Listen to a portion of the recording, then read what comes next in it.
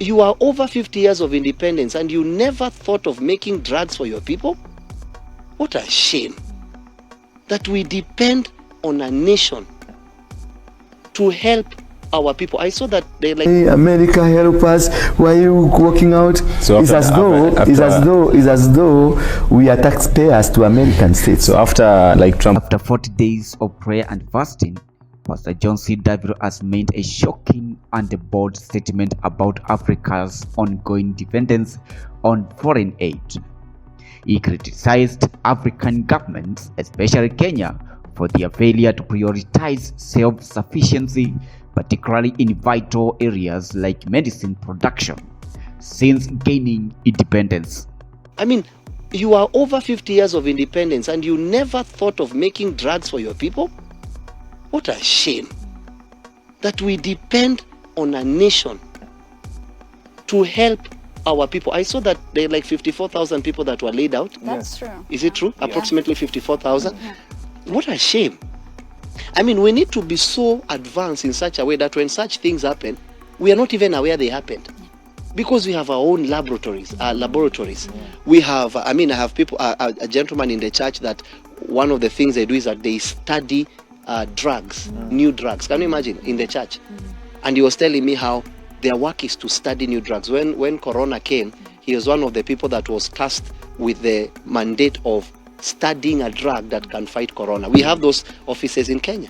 But you see, the problem of Africa is that we wait until the problem arises. According to Pastor C.W., African nations have continually relied on foreign countries instead of focusing on homegrown solutions.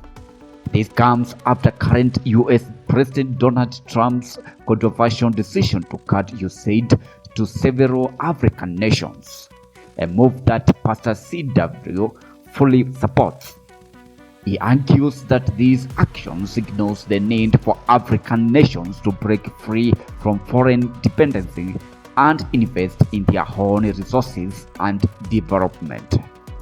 And it's such a shame that people in Kenya can complain that America is doing wrong to cut the aid, the US aid. That's why it's not called Kenya aid, it's US.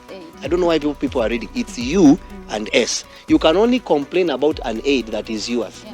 But you see, US has citizens, and US is not interested in Kenyan citizens. US first interest is US citizens. So the president is not wrong doing that which matters to his citizens first. We can come in, but later. And so when you don't look at it from that perspective, you tend to think that he's wrong, but he's not really wrong. And then you throw the card off. He's not a good person. He doesn't care about people with HIV. That's not true.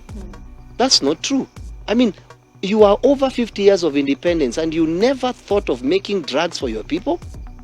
What a shame that we depend on a nation to help our people. I saw that there are like 54,000 people that were laid out. That's true. Is it true? Yeah. Approximately 54,000.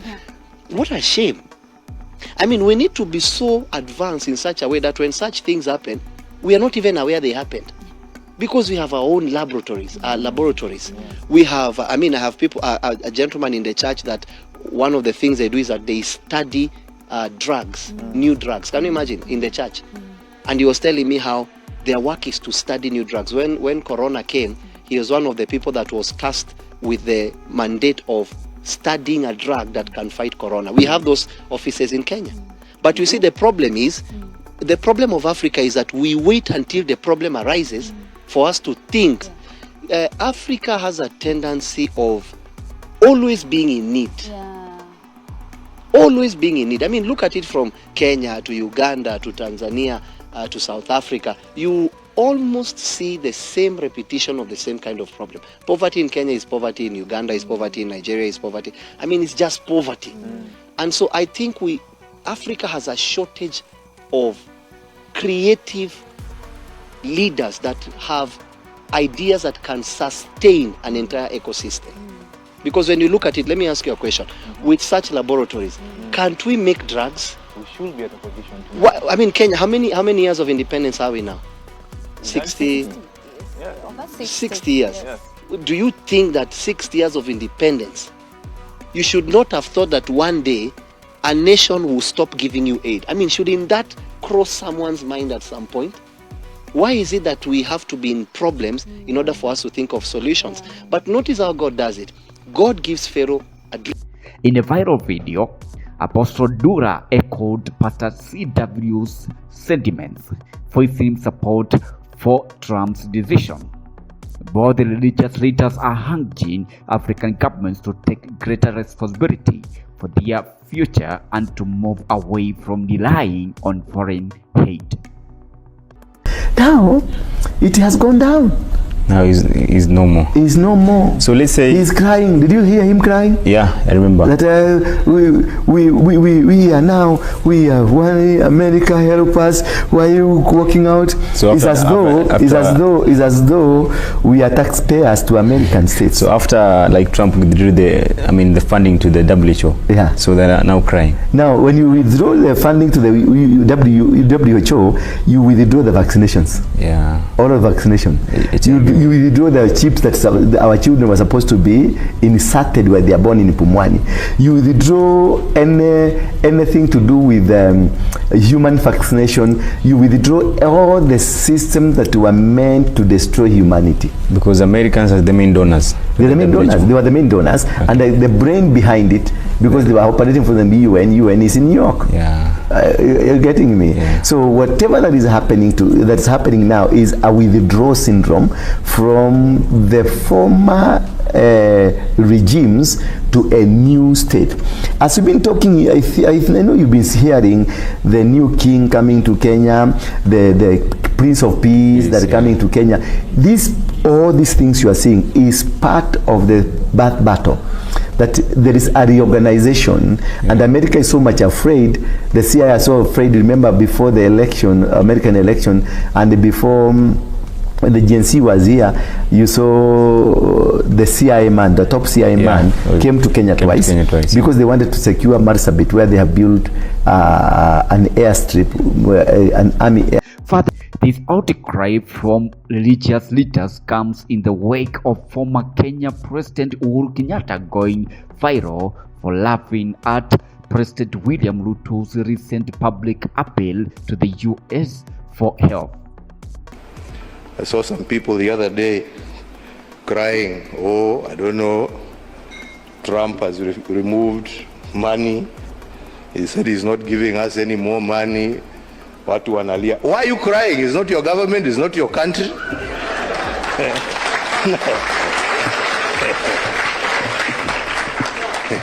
He has no reason to give you anything. I mean, you don't pay taxes in America. He is appealing to his people. Shauri yenu bwana. This is a wake-up call for you to say, okay, what are we going to do to help ourselves? Instead of crying, tujiulize, what are we going to do? Haya, ametoa hiyo pesa, sasa tutafanya namna gani jameni? What are we going to do? Yeah? To support ourselves. Because nobody is going to continue holding out a hand there to give you. It is time for us to use our resources for the right things. We are the ones who are using them for the wrong things. Yeah? The bullets and the guns we buy, we're not given for free. We buy them. And we're not buying them to go and fight wars off our shores. We are fighting our own people. Hapa too. Yeah? Brother killing sister, sister killing brother. Over stupid things. Yeah? Let us work together to bring an end to all of that and to focus ourselves on those issues that really matter for our people. I thank you very much. Uhuru's laughter has sparked intense debate, with many questioning Kenyans' reliance on foreign assistance and whether it is time for the country to forge a more independent path. The debate surrounding Africans' dependence on foreign aid is growing louder. And with these strong sentiments from prominent religious figures, the pressure is on African leaders to reconsider their approach to self-reliance and sovereignty. This is Stephen, GCNews.